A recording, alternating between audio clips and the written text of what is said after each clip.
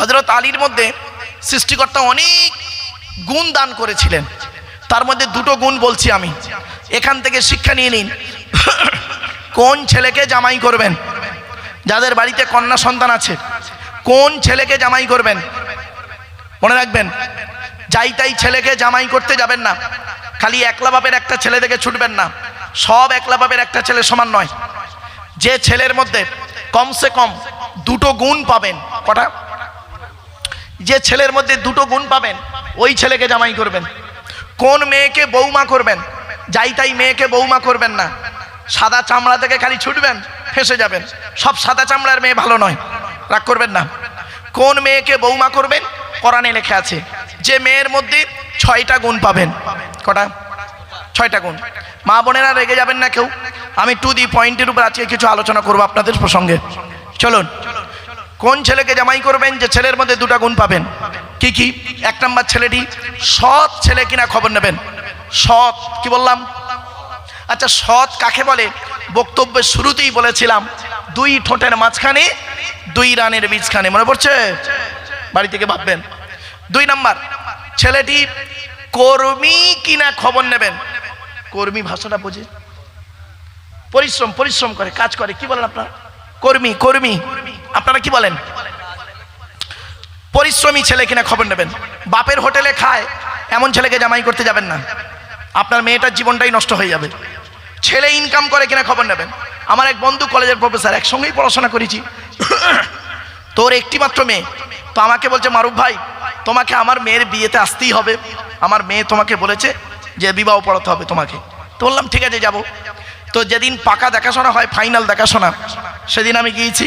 যাওয়ার পরে বলছে বন্ধু ওই ঘরেতে ছেলের তরফের লোকেরা এসেছে, তুমি একটু গিয়ে দেখা করে এসো। তা আমি গিয়েছি, ওরা আমাকে চেনে না, কিন্তু ছেলের তরফের লোকেরা আমাকে চেনে না। তা আমি গিয়েছি, যাওয়ার পরে আমি সালাম দিয়েছি। তো দেখি আমার পাশে সামনে সব দাড়িওয়ালা বয়স্ক লোক সব বসে আছেন। তা আমি ওদেরকে গিয়ে সালাম দিয়েছি। দেওয়ার পরে আমি খালি জিজ্ঞাসা করি যে পাশের লোকটাকে, ভাই ছেলে কি করে? আচ্ছা ভাই, এই প্রশ্নটা করা কি আমার বড় অপরাধ হয়েছে? কি বললো জানেন লোকটা? দাড়িওয়ালা লোকটা কি বললো শুনবেন?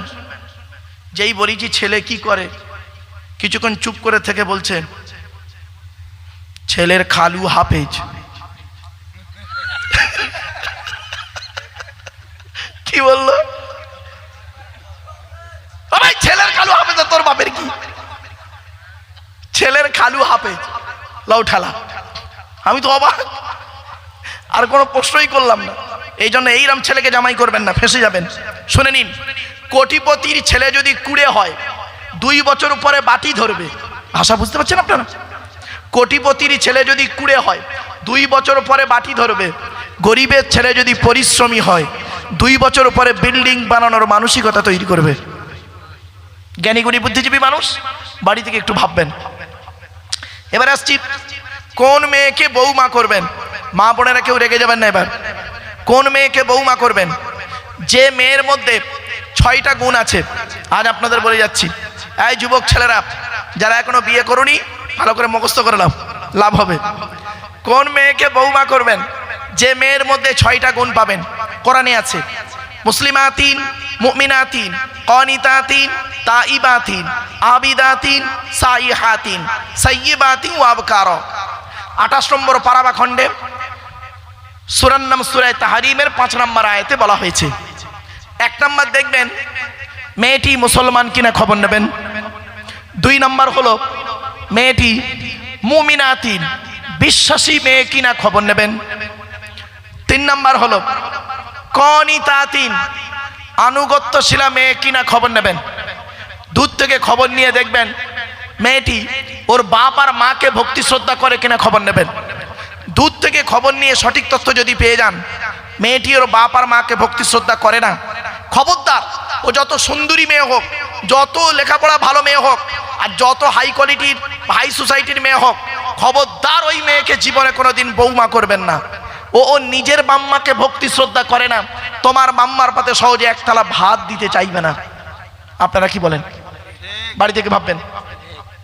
বর্তমান সমাজের কথা বলছি, বেশিরভাগ মেয়ের বেশিরভাগ মেয়ের সংসার নষ্ট হয়, বেশিরভাগ মেয়ের সংসার নষ্ট হয় মেয়ের মায়ের কান ভাঙানিতে। ঠিক না বেঠিক?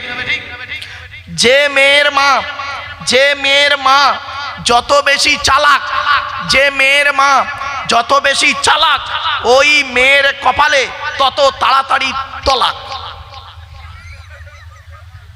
ঠিক না বেঠিক? দেখবেন যে মেয়ে, আমার মা বোনেরা রেগে বারুদ হয়ে যাচ্ছে আজ, আমার মা বোনদের বলছি, মায়েরা বোনেরা, যে মেয়ে দেখবেন বিয়ের পরে, যে মেয়ে বিয়ের পরে স্বামী ছাড়া ওর মায়ের কথার প্রাধান্য দেয় বেশি, ওই মেয়ের সংসারে তাড়াতাড়ি আগুন জ্বলে যাবে। আমার ভাষা বুঝতে পারছেন? হ্যাঁ, যে মেয়ে দেখবেন, যে মেয়ে ছেলে বিয়ের পরে স্বামীর গুরুত্ব নেই তার কাছে, ওর মা যেটা বলে সেইটাই শোনে, ওই মেয়ে হচ্ছে জাহান্নামী নারী, নরকবাসিনী নারী। শোনেন বাবা, আমাকে রাগ করবেন না, বাস্তবটাই বলে যাচ্ছি। শুধু তাই নয়, এই পৃথিবীতে নারী জাতির শত্রু হলো দুটো। কটা? দুটো শত্রু পৃথিবীতে নারী জাতির শত্রু দুটো। এক নাম্বার হলো সতীন। সতীন হলো নারী জাতির চরম শত্রু। কিরকম শত্রু দেখবেন, শুনে নিন। মেয়েদের বুদ্ধি দেখুন, মেয়েদের বুদ্ধি। স্বামী মরে যায় যাক, স্বামী মরে যায় যাক, সতীন তো বিধবা হলো, বুঝতে পারেন না? ও নিজে যে বিধবা হয়ে গেছে ওর খেয়াল নেই, সতীন বিধবা হয়েছে, খুব খুশি। মা বোনেরা ভুল বুঝবেন না। আর একটা শত্রুকে শুনুন মেয়েদের, ননদ। ননদ বসে ভাষাটা, ননদ হলো নারী জাতির চরম শত্রু। এজন্য আপনাদেরকে বলে যাচ্ছি, শুনে নিন। আপনারা যখন আপনার বোনকে ছোলা, চিনি, জামা কাপড়, টাকা পয়সা দেবেন, বউকে না যাইনে দেওয়াটাই হলো উত্তম। আরে অনেকে বোকা আছে, বউ পাগলা বিবির গোলাম। বোনকে একটা শাড়ি দিচ্ছে, বউকে জানিয়ে, জানো সোনা এইটা বোনকে দিচ্ছি, ওর কলিজা ফেটে যাবে। ঠিক না বেঠিক? আচ্ছা, কেনই বা আপনারা বইয়ের অনুমতি নেবেন না? কেনই বইয়ের অনুমতি নেবেন না? আপনাদের তো বইয়ের অনুমতি নিতেই হবে আপনাদের। কেন নিতে হবে শুনে নিন। মনে আছে বাসর রাতে ফুলসজ্জার রাতে বইয়ের ঘরে যখন ঢুকেছিলেন, গভীর রাতে মাথা হেঁট করে মনে মনে কি বলেছিলেন দেখি, স্মরণ করিয়ে দিই। 50,000 টাকা ইয়াম্মা গাড়ি, 5 ভরি সোনার বিনিময়ে আজ থেকে তোমার বাপের কেনা চাকর গোলাম হইয়া গেলাম। তুমি যাহাই বলিবে তাহাই শুনিব, গন্ডগোল যদি করি মানিতে দ্বিধাবোধ করিবে না। তোমার বিরুদ্ধে যদি কোনোদিন কোনো গন্ডগোল করিয়া দেখি, সোনাপুর থানায় পুতুনের চেতন কেস দিয়া আমার বাপ আর মাকে জেল খাটাইয়া লোকাবে ঢুকাইয়া আমার কেলানি দেবে।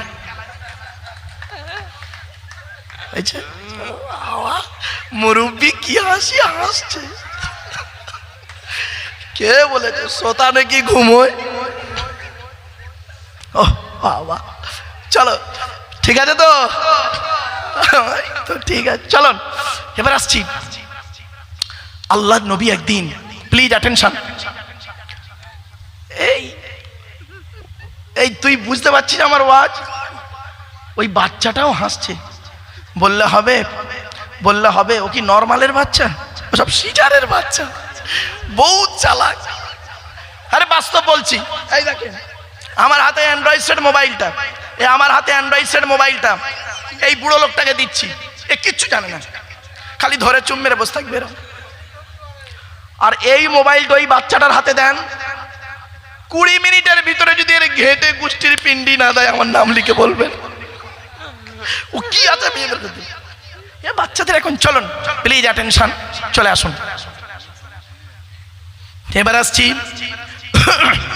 মোহাম্মদ দোস্ত পালাচ্ছে নাকি? আমি জিব্রাইল উঠে পালালো মনে হয়। বিড়ি টিড়ি খেতে যাচ্ছে নাকি বলতিনি? না, ও ছেলে ভালো বললে হবে না, ও যাবে না। কিছু ছেলে আছে দেখবেন এই পান তেরেঙ্গা খৈনি গুটকা শান্তি অশান্তি খেয়ে এত 12টা বাজিয়ে দেয় কল্পনার বাইরে। তবে চিন্তা নেই বাবা, চলো। মুহাম্মদ সাল্লাল্লাহু আলাইহি সাল্লাম একদিন, প্লিজ অ্যাটেনশন, এই যতক্ষণ হাসবো ততক্ষণ আবার ফের ঘুরিয়ে আসবেন। শেষ রাতে উঠেছি না, এইখানে মানে আমি উঠি যদি আপনাদেরকে আমি কোরআনের আয়াত পড়ে আর মানে করতাম, যদি কেউ ঘুমাতো কেউ উঠে চলে যেত। আমি জানি একটু হাসির ছলে কথা না বললে আপনার ঘুমটাকেও ছাড়াতে হবে, আমার ওয়াজটাও করতে হবে, নইলে কমিটি পয়সা দেবে না। খুব টেনশন। চলেন আগিয়ে যাই। তোরা দে যাকাত, দে যাকাত, দে রে যাকাত, তোরা দে যাকাত, দে যাকাত, দে রে যাকাত, যাকাত না দিলে তোরা পাবি না নাজাত। আমার বাপেরা, বাপ চলে গেছে, মা চলে গেছে, বাবা আর একজনকে দেবে 20 কেজি গোশ, আর একজনকে দেবে 20 কেজি গোশ দেবে বাপের নামে মায়ের নামে। একটু দয়া করে হাতটা তুলুন না বাবা। আর একজন এই হাত তুলেছে, কি নাম? শহীদুল, শহীদুল মোল্লা। কার নামে? নারায়ে তাকবীর, নারায়ে তাকবীর। বাপেরা 3 নাম্বার ব্যক্তি কে আছে? বাপের নামে মায়ের নামে দাদা দাদি নানা নানির নামে শ্বশুর শাশুড়ির নামে দেবে। তবে বাবা প্রেমিকার নামে দিলে কোনো গ্যারান্টি নেই, এই রাগ করবেন না। ওরে বাবা এক জায়গায় কালেকশন করছি জানেন, আমি ভালো কালেকশন করতে পারি না, তো বলি লোক দেয় আলহামদুলিল্লাহ। তো এখন দেখি জলসা শেষ করব, মসজিদের সভাপতি এসছে, এসে বলছে হুজুর মসজিদের জন্য একটু কালেকশন করে দেবেন। তা আমি বলছি বাবা দেখছি। আমি তখন বলছি বাবা আল্লাহর ঘরে দান করুন, আল্লাহ আপনাদের মনের আশা ইচ্ছা করলে পূর্ণ করবে। আচ্ছা ভাই কালেকশন করতে গেলে এরকম কথা বলে না ভাই, বলুন না একটু। তো তখন করলো কি, একটা বুড়ো লোক বাপের নামে 1000 টাকা দান করলো মসজিদে, আমি নারায়ে তাকবীর দিলাম। আর একটা বুড়ো লোক মায়ের নামে 1000 টাকা দিল, আমি নারায়ে তাকবীর দিলাম। হঠাৎ দেখি একজন যুবক ছেলে সাদা কাগজে লিখে পাঠিয়েছে, আসসালামু আলাইকুম হুজুর, আমি আমার প্রেমিকার নামে 500 টাকা দান করলাম। আমি কাগজটা পড়ে বলছি দানের কোনো গ্যারান্টি নেই। স্টেজ থেকে নেমেছি, আড়াল মতো জায়গায় আমারে পেয়ে বলছে হুজুর, আল্লাহর কসম করে বলছে হুজুর আমি ওই কাগজটা লিখেছিলাম।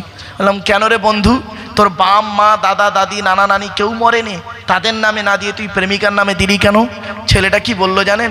হুজুর আল্লাহর কসম করে বলছে হুজুর আপনিই তো বললেন মসজিদে দান করলে মনের আশা পূর্ণ হবে।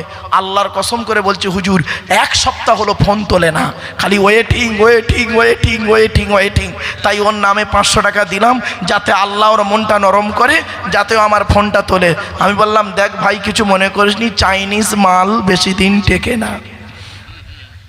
বাবা বাবা আর একজন ব্যক্তি কে দেবে 20 কেজি গোশ, দুজন হয়েছে, হাত তুলেছে, নারায়ে তাকবীর, নারায়ে তাকবীর। কি নাম? আব্দুর রহিম শেখ। 20 কেজি 60 কিলো হলো।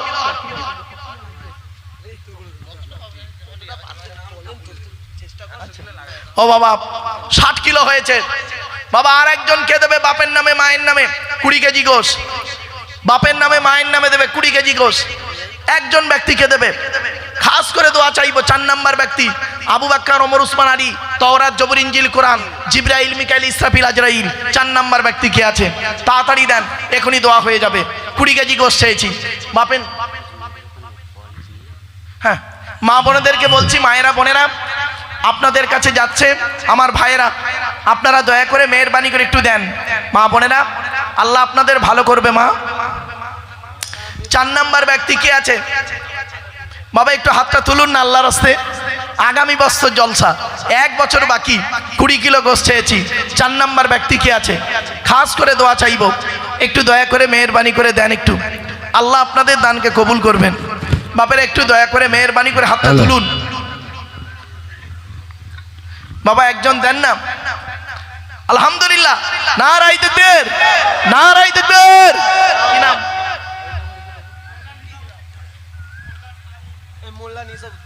মোল্লা নিজামুদ্দিন। আলহামদুলিল্লাহ। কার নামে? আলহামদুলিল্লাহ, নারায়ে তাকবীর।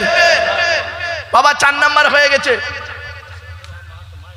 আর একজন ব্যক্তি কে আছে? 5 নম্বর ব্যক্তি।